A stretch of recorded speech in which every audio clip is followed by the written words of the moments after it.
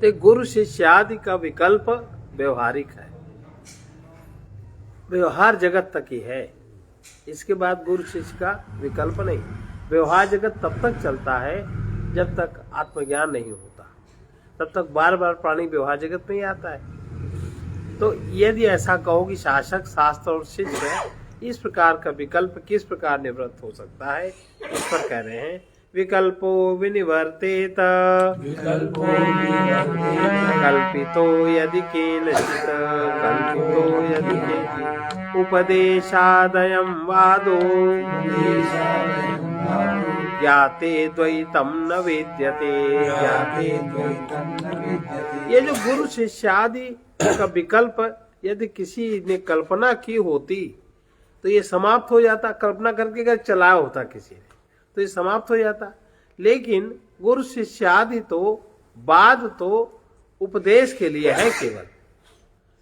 भाई रास्ते में कोई खड़ा है, मान लो चौराहा है, उससे पुलिस है, आप जा रहे हो, रास्ता नहीं पता, आपने पूछा, बता दिया, तो वो अपनी जगह खड़ा रहेगा। कितने लोग आएंगे जाएंगे उस पर कोई असर नहीं पड़ता, और उन पर भी असर नहीं पड़ेगा जो रास्ता जानते हैं। तो ये जो बाद के उपदेश के लिए ही है, आत्मज्ञान हो जाने पर यह विकल्प फिर नहीं रहता। तो ये अवस्था में कोई जाग जाए, आत्मज्ञान उसको हो जाए, फिर गुरु शिष्य का विकल्प नहीं रहता। यदि किसी ने इसकी कल्पना की होती तो ये विकल्प निवृत्त हो जाता। जिस प्रकार यह प्रपंच माया और रज्जु सर्प के सदृश है, उसी प्रकार यह शिष्य आदि भेद कल्पित भी आत्मज्ञान के पूर्व ही उपदेश के निमित्त के कारण है, रास्ता बताने के कारण है। यह बात उपदेश के लिए है। उपदेश के कार्य रूप ज्ञान के निष्पन्न, उपदेश का जब कार्य हो गया, वो अच्छा कह दो कि उपदेश दिया, लेकिन उपदेश दिया तब माना जाएगा कोई शिष्य गुरु को स्वीकार करे, लेकिन तब असर माना जाएगा जब उसको ज्ञान हो जाए। और जब तक ज्ञान नहीं हुआ तब तक न उपदेश दिया, न उसका संबंध नहीं बना।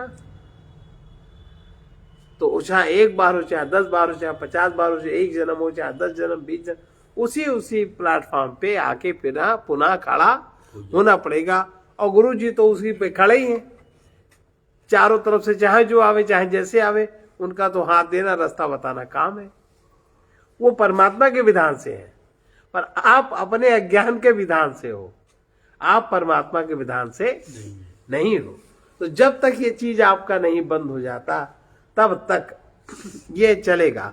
उपदेश के कार्य स्वरूप ज्ञान के निष्पक्ष होने पर, उपदेश का कार्य ज्ञान आपका निष्पक्ष हो जाए, अर्थात परमार्थ तत्व का ज्ञान हो जाने पर फिर द्वैत की सत्ता नहीं रहती, जैसे गुरु जी के लिए नहीं रहती।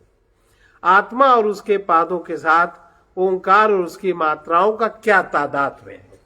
आत्मा उसके जो 4 पाद और अउमाई मात्राओं का क्या संबंध है?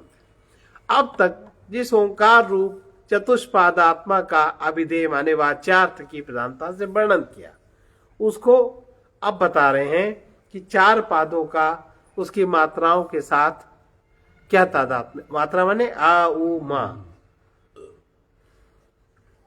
सोयमात्माध्यक्षरम ओंकारोधिमात्रम पादा मात्रा मात्राश्च पादा अकार उकार मकारो इति पादा अकार उकार मकार इति। यह आत्मा अक्षर दृष्टि से ओंकार है। अगर अक्षर की तरह देखें, यह आत्मा अक्षर में अगर इसको हम जब लिखेंगे, स्पष्ट करेंगे, तो ये आत्मा ही अक्षर की दृष्टि से तो ओंकार इसको कहा जाएगा। और वो मात्राओं को विषय करके स्थित है। और उस अक्षर में, अक्षर को किस प्रकार समझेंगे? जो उसकी 4 मात्राएं हैं वो अलग अलग उनको समझेंगे, उनका विषय करेंगे। इस प्रकार से ओंकार स्थित है। पाद ही मात्रा है और मात्रा ही पाद है। वे मात्रा आकार उकार और मकार है। यह आत्मा वो यह आत्मा अध्यक्षर है। अक्षर का आश्रय लेकर जिसका अभिधान की प्रधानता से वर्णन किया जाए उसे अध्यक्षर कहते हैं। अक्षर की प्रधानता से, अभिधान की प्रधानता से अगर वर्णन किया जाए, अक्षर का आश्रय लेकर अभिधान की प्रधानता से वर्णन किया जाए उसे अध्यक्षर कहते हैं। किंतु वो अक्षर है, अक्षर माने जो कभी क्षरित नहीं होता, जिसका क्षरण नहीं होता। क्या इस पर कह रहे हैं ये अक्षर ओंकार है। वो ये ओंकार पाद रूप से विभक्त किए जाने पर अधिमात्र यानी मात्रा को, अधिमात्र माने मात्रा को आश्रय करके वर्तमान रहता है। वो अक्षर अधिमात्र, वो यह ओंकार पाद रूप से विभक्त हो जाने पर अधिमात्र यानी मात्रा को आश्रय लेके, मात्रा का आश्रय लेकर के वर्तमान रहता है। इसलिए इसे क्या कहते हैं? अधिमात्र। इस प्रकार क्योंकि आत्मा के जो पाद हैं वे ही ओंकार की मात्राएं हैं। पाद माने पद, पद माने स्थान। एक पाद अपने आप में पूर्ण है, दूसरे से अपने आप लिंक है, दूसरा तीसरे से लिंक है, चौथा लिंक है। इस प्रकार से आ मात्रा से लेकर के और शांति मात्रा तक जो एक जोड़ है, सब एक दूसरे से जुड़े हुए हैं। वे मात्राएं कौन सी हैं? वो मात्राएं सबसे पहले अकार, फिर उकार, फिर मकार, यही मात्राएं हैं। अब उनमें विशेष नियम किया जाता है। विशेष नियम क्या है? देखिए, जागरित स्थानो वैश्वानरो कारः, जागरित स्थानो वैश्वानरो कारः, प्रथमा मात्राप्तेरादिमत्वादाप्नोति अवै, प्रथमा मात्राप्तेरादिमत्वादाप्नोति अवै, सर्वान् कामान् दिश्च भवति, सर्वान् कामान् दिश्च भवति, स एवं वेद, फिर से इसको देखिए, बहुत सुंदर है ये। जागरित स्थानो वैश्वानरो कारः,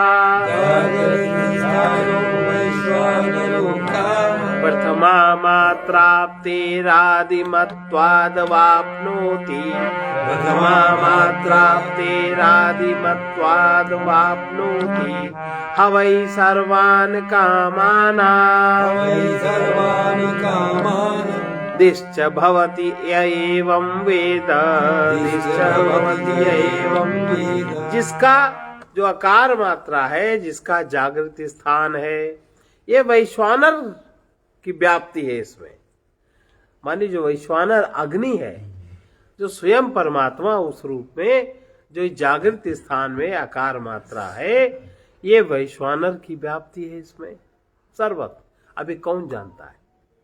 केवल मैं हूं, मैं जग गया, मैं सो गया, मैं शरीर हूं। इसके अलावा जो चीज सब में व्याप्त है एक समान आत्मा के रूप में, आत्म तत्व, ये कौन जानता है? नहीं जानता ना। और कैसे किसी को आत्मज्ञान होगा? जिसका जागृत स्थान है, यह वैश्वानर व्याप्ति और आदि मत्व के कारण ओंकार की पहली मात्रा आकार है।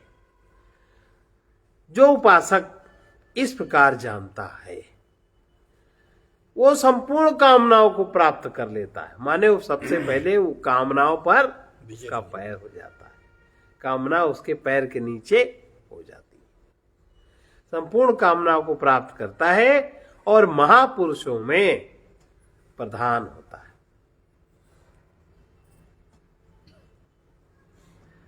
जो जागृत स्थान वाला वैश्वानर है, वही ओंकार पहली मात्रा आकार है। किस समानता के कारण पहली मात्रा है? इस पर कहते हैं आप्ति के कारण। आप्ति सर्वत्र, आप्त के कारण, आप्ति का अर्थ है सर्वत्र व्याप्ति, और आकार निश्चय ही संपूर्ण व्यापी है। इस श्रुति के अनुसार आकार से समस्त वाणी व्याप्त है, आकार से समस्त वाणी व्याप्त है। अकार निश्चय ही संपूर्ण वाणी है। इस श्रुति के अनुसार अकार समस्त वाणी व्याप्त है तथा इस वैश्वानर आत्मा का मस्तक द्व्युलोक है।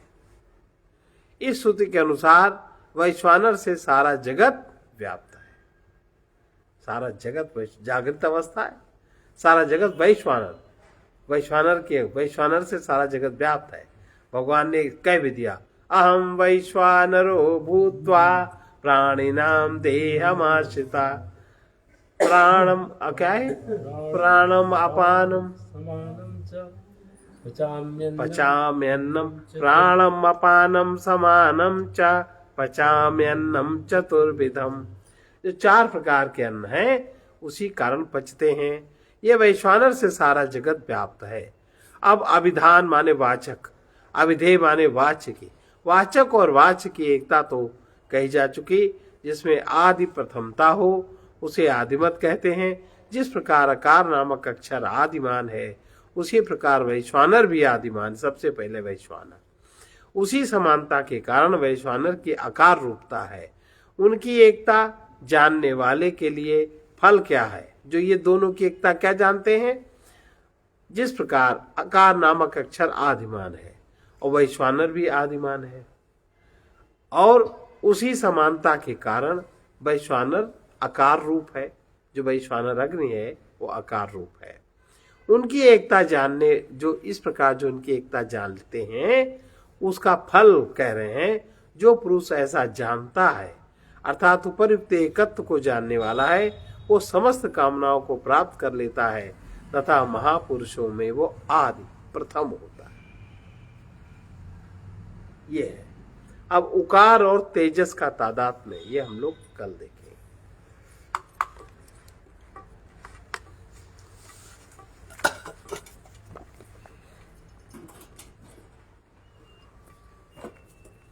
इसीलिए अगर संपूर्ण कामनाओं के पूर्ति या समापन करना हो तो इसके लिए वैश्वानर अग्नि को जानना चाहिए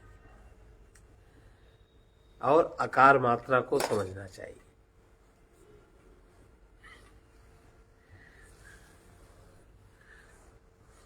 जागरण का समय है पर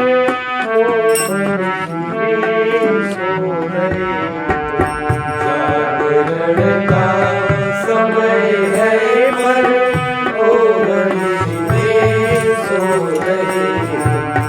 सुखद स्वप्नों में कभी हंसते दुखद में रो रहे। सपनों में कभी हंसते दुखद में रो रहे। सोते सोते स्वयं खोए, सोते सोते स्वयं खोए, खोजते परमात्मा को, खोजते परमात्मा को। देहमय ही मानते हो, देहमय ही मानते हो, नित्य चिन्मय आत्मा को, नित्य चिन्मय आत्मा को।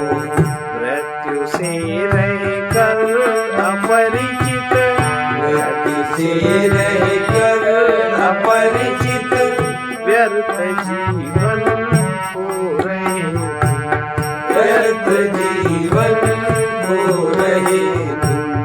जागरण का समय है पर, जागरण का समय है पर, मोहन शिवे सो रहे, मोहन शिवे सो रहे। तुम विषय विष से सने हो, तुम विषय विष से सने हो, वही अमृत युक्त चेतन, वही अमृत युक्त चेतन। जहाँ तुम दुख से भयातुर, जहाँ तुम दुख से भयातुर, वही है भय मुक्त चेतन, वही है